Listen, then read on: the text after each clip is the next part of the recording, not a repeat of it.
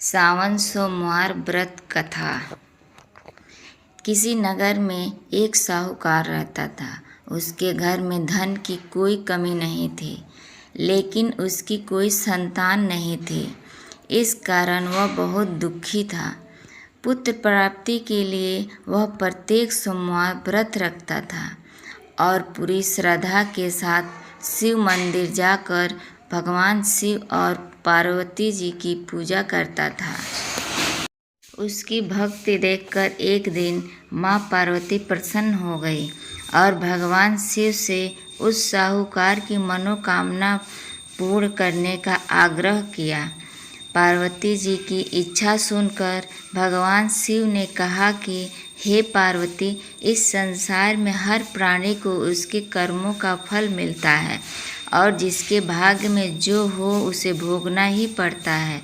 लेकिन पार्वती जी ने साहूकार की भक्ति का मान रखने के लिए उसकी मनोकामना पूर्ण करने की इच्छा जताई। माता पार्वती के आग्रह पर शिव जी ने साहूकार को पुत्र प्राप्ति का वरदान तो दिया, लेकिन साथ ही यह भी कहा कि उसके बालक की आयु केवल 12 वर्ष होगी। माता पार्वती और भगवान शिव की बातचीत को साहूकार सुन रहा था।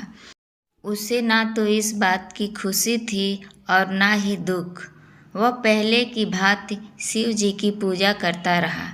कुछ समय के बाद साहूकार के घर एक पुत्र का जन्म हुआ। जब वह बालक 11 वर्ष का हुआ तो उसे पढ़ने के लिए काशी भेज दिया गया। साहूकार ने पुत्र के मामा को बुलाकर उसे बहुत सारा धन दिया और कहा कि तुम इस बालक को काशी विद्या प्राप्ति के लिए ले जाओ और मार्ग में यज्ञ कराना। जहाँ भी यज्ञ कराओ वहाँ ब्राह्मणों को भोजन कराते और दक्षिणा देते हुए जाना। दोनों मामा भांजे इसी तरह यज्ञ कराते और ब्राह्मणों को दान दक्षिणा देते काशी की ओर चल पड़े।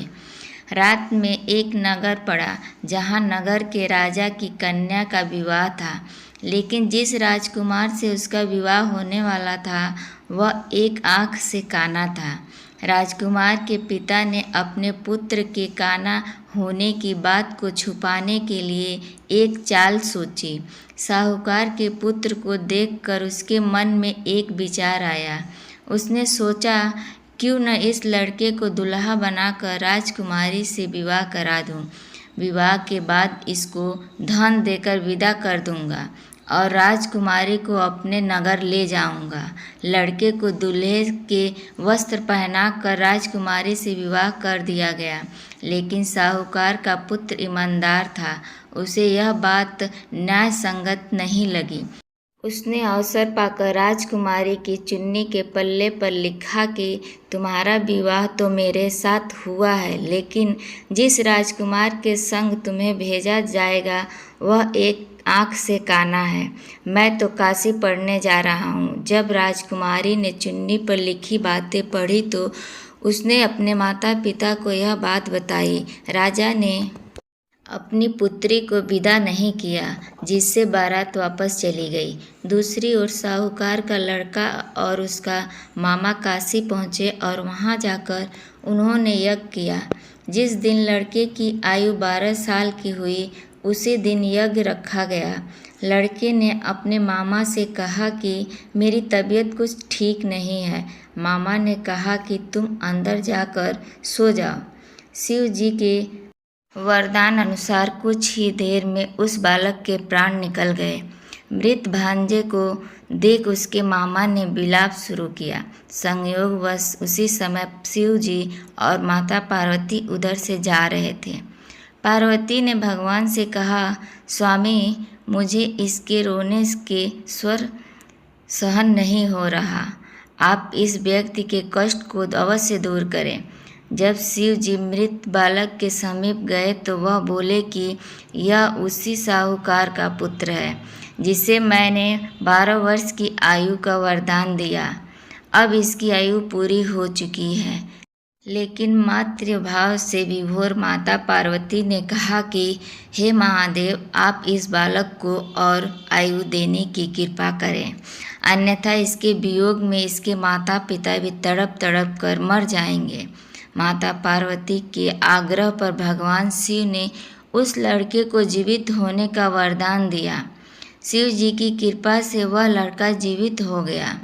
शिक्षा समाप्त करके लड़का मामा के साथ अपने नगर की ओर चल दिया। दोनों चलते हुए उसी नगर में पहुँचे जहाँ उसका विवाह हुआ था।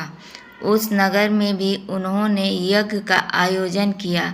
उस लड़के के ससुर ने उसे पहचान लिया और महल में ले जाकर उसकी खातिरदारी की और अपनी पुत्री को विदा किया। इधर साहूकार और उसकी पत्नी भूखे प्यासे रहकर बेटे की प्रतीक्षा कर रहे थे।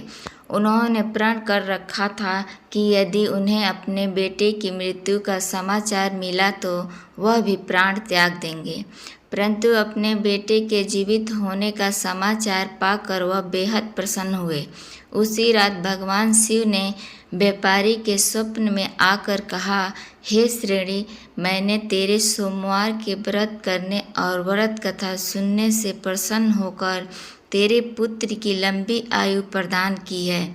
इसी प्रकार जो कोई सोमवार व्रत करता है या कथा सुनता और पढ़ता है, उसके सभी दुख दूर होते हैं और समस्त मनोकामनाएं पूर्ण होती है।